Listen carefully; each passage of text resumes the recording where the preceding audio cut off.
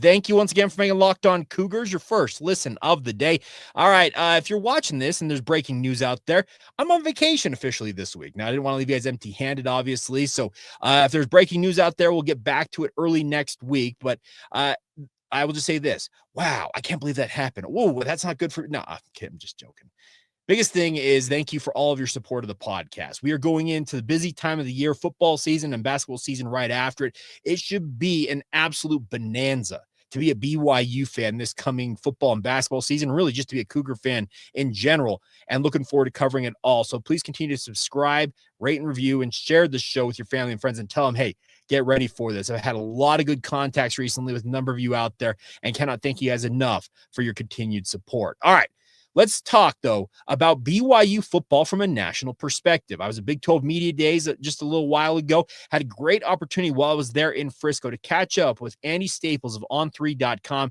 Had a great chat about BYU, what he's seen from the Cougars, obviously from last year, and how it projects to this year, and more importantly, where the Cougars fit in terms of the Big 12 race this year without Jake Ratzlaff. All that and a whole lot of Andy Staples with myself, live, or I guess was live, from Big 12 Media Days.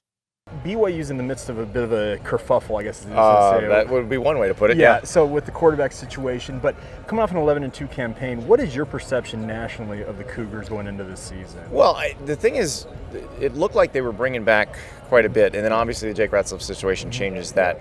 But losing Keelan Marion in the spring portal too is another piece of it. But they still bring back a lot from a team that was very good last year. And it, talking to Kalani Sitake yesterday, it feels like the DNA is there.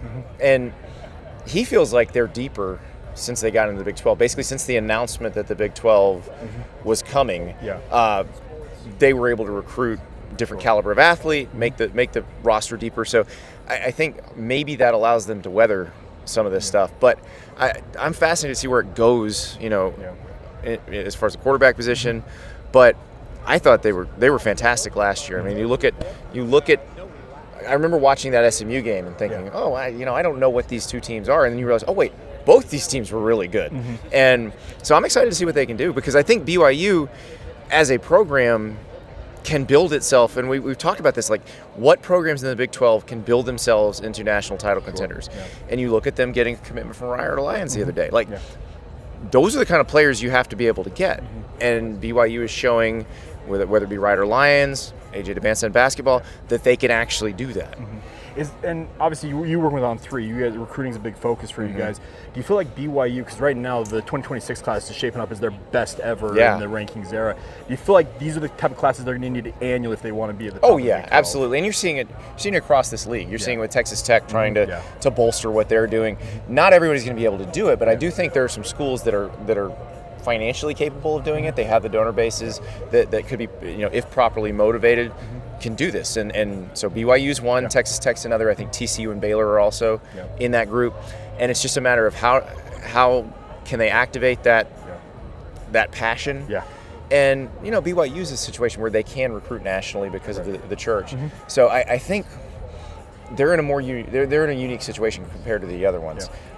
But they're also in a unique situation, like going back to the Jake Ratzlaff thing. Like if you're not LDS, do you want to go live by the honor code, or do you want to go somewhere else because you have, if you're this type of player, you have dozens of other options where you're not required to live that way. So I think that's an interesting thing. But talking to Kalani about it, I like the way he put it, because I think when he talks to recruits, this probably resonates with certain people. And his thing is, look, you either care about ball or not. This matters to you most or not. And he really only wants the people for whom it matters most. And so it's sort of a self-selecting sample, which I think if you're Kalani, that actually makes, in a weird way, the job a little easier. Now, as you look forward to the Big 12 season, what are you looking at? What do you want to see from this conference? Because we heard Brett Yormark say he wants to see at least two teams in the college football playoff, the 5+11 model. But what's your forecast for the Big 12 as a whole? Well, it's another one where you don't know who's going to win. I mean, we could throw, I think there's 8 or 9 legitimate conference title contenders, and none of the other leagues are like that. It's, as a viewer, I think it's the most fun. It's my favorite to watch because I don't know what's going to happen.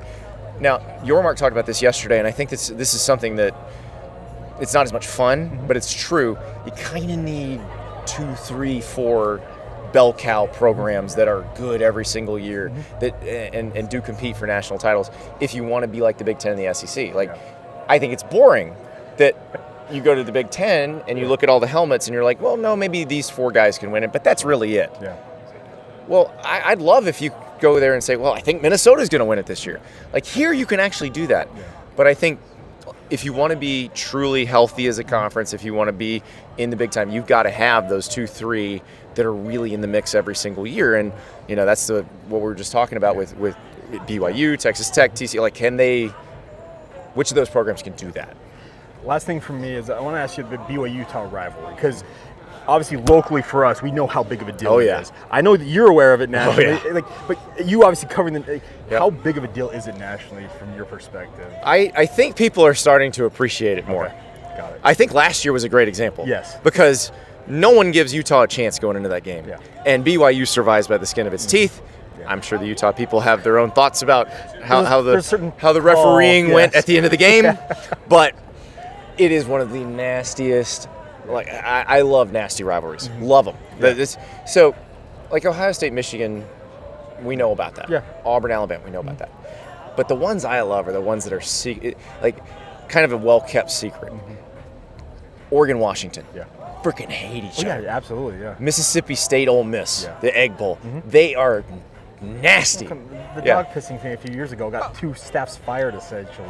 So, and the fact is, it was the second guy trying to pee like a dog on the goalpost in the rivalry. Yeah. So, like, that is what I like. So BYU-Utah fits perfectly into that. Yeah. And then you obviously, like, they call it the Holy War, but the name I've always, like, somebody threw this to me on Twitter years ago, and I think calling it Church versus State would be even better because it is. That's really what it is. Yeah. But you have, it divides families.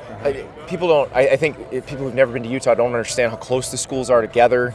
How many people go to high school together, and then somebody goes to BYU, somebody goes to Utah. Like, it is awesome. It's such a good rivalry, and I think last year was such a great example of that. There you have it, Andy Staples from on3.com, and big thank you to him. And by the way, if you've not checked out his podcast, he does an incredible job covering college football nationally. So I would encourage you, if you want some more national perspective, check out what Andy's doing with on3.com. And I think he has some really positive thoughts about BYU, while also acknowledging, obviously, the struggles, because without Jake Ratzlaff, there's absolutely expected to be a drop-off for the BYU football program. But you can tell Andy's still pretty confident that BYU's got a good program, helmed, obviously, by Kalani Sitake, and looking forward to this year, honestly.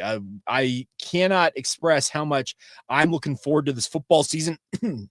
There's a lot on the line for BYU, obviously, but I still think that they've got a lot to go out there and play for, and I expect they will fully be engaged in making sure that, Jake Ratzlaff may have made offseason headlines, but we're going to let the play on the field become the headline once toe meets rubber, as they like to say with certain announcers out there.